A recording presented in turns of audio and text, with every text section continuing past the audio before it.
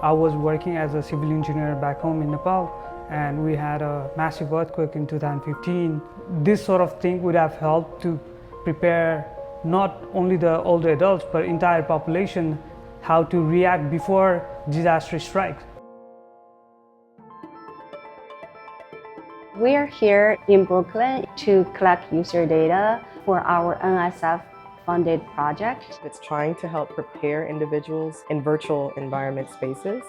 We are focused on older adults at this point because most people think virtual reality and older adults don't necessarily go together. And if we can prove it accessible for them, then we can broaden it out to all different age groups. The final goal is to engage socially vulnerable populations with emerging technologies, advanced technologies, to help them better with knowledge and skills in terms of dealing with disaster preparedness. The VR environment allows us to test out multiple hazards, so we can see how people do in a flood versus wildfire versus chemical spill or a hurricane. I'm getting opportunity to work, interview people, listen to their stories, and eventually help them to prepare in disasters. We initially started this thinking about research.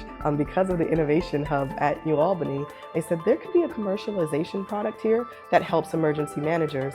And so we've been talking to voluntary organizations active in disasters about how this tool could be useful for them to make it more of a product.